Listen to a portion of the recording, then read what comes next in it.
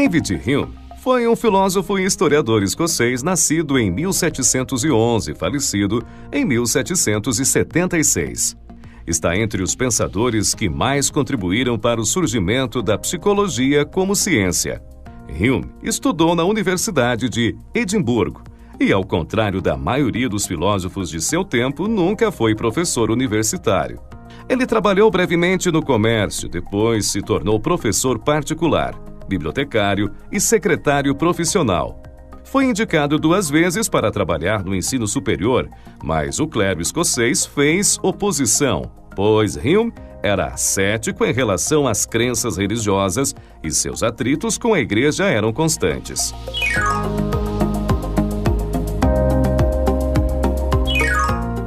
Hume considera que o todo, ou seja, a criação, é um mistério, um enigma, e quanto mais buscamos explicações, mais geramos dúvidas e incertezas.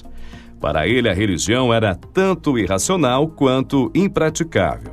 O temor a Deus e ao inferno já não exerciam grande influência sobre a conduta das pessoas como a igreja supunha. Os pecados mortais eram invenções, assim como a recomendação de se evitar certos alimentos e as exigências de se frequentar os rituais da igreja. Nada disso é visto como racional por Hume. Além do mais, ele entende que a religião gera perseguições cruéis, fanatismo, brigas entre diferentes grupos religiosos, brigas entre a igreja e os poderes civis, além da censura aos que interpretam a religião de forma não ortodoxa.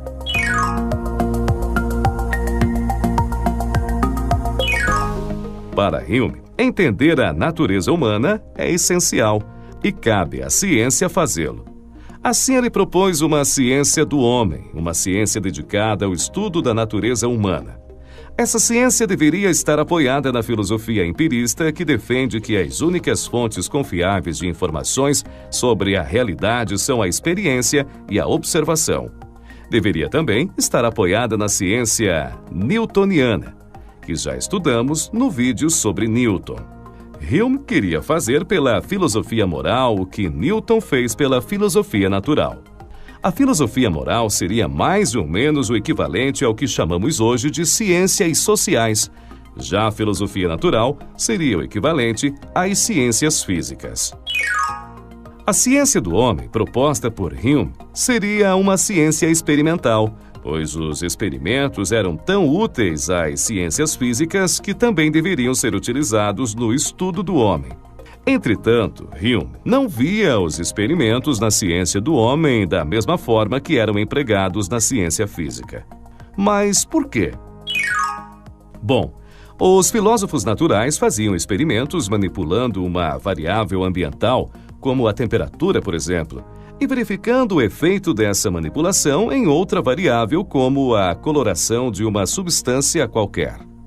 Nesse caso, as 2 variáveis podem ser observadas e mensuradas.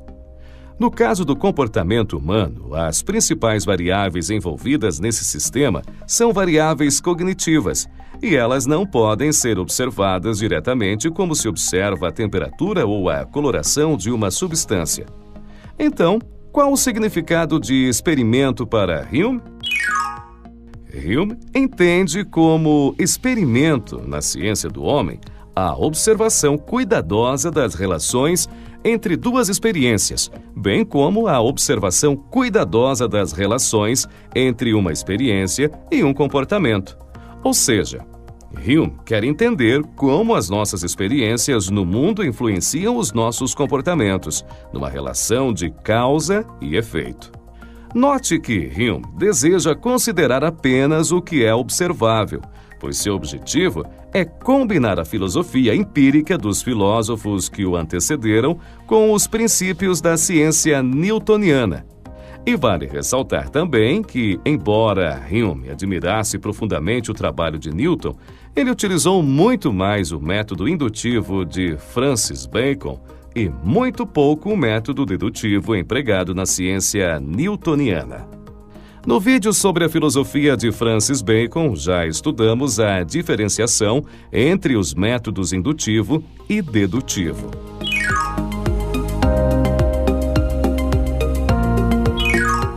Todo o conteúdo da mente, segundo Hume, é proveniente da experiência sensorial. E, assim como John Locke, que já foi estudado em vídeos anteriores, Hume acredita que as ideias podem surgir tanto da experiência sensorial direta, quer dizer, do nosso contato com o mundo, quanto da reflexão sobre experiências sensoriais que tivemos anteriormente. Mas Hume também tinha discordâncias com Locke. Locke considera que o mundo físico pode ser conhecido diretamente pelos sentidos. Hume discorda, e nesse ponto ele termina por concordar com George Berkeley, o filósofo que estudamos no vídeo anterior. Hume e Berkeley consideram que o mundo não pode ser conhecido diretamente, que a mente recebe apenas as impressões oferecidas pelos sentidos a respeito desse mundo, ou seja, a mente não se relaciona diretamente com o mundo físico. Existe uma espécie de filtro entre a mente e o mundo. Então, Hume e Berkeley pensam da mesma forma? Apenas nesse ponto. Berkeley, como vimos, nega a existência da matéria. Para ele, o mundo material é um conjunto de ideias na mente de Deus. Hume, por sua vez, discorda disso. Ele acredita que a existência da matéria é inegável. Em resumo, Hume acredita que a matéria existe. Acredita que as nossas ideias são frutos da experiência sensorial nesse mundo material. E acredita que a mente recebe apenas impressões oferecidas pelos sentidos, ou seja, a mente não interage diretamente com o mundo, e sim através dos sentidos. Por isso, a mente só conhece o mundo de forma indireta.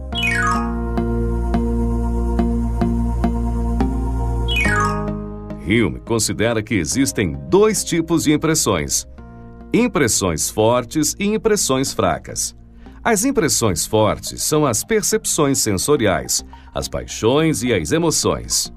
Segundo Hume, essas impressões são fortes por conta da vivacidade que apresentam.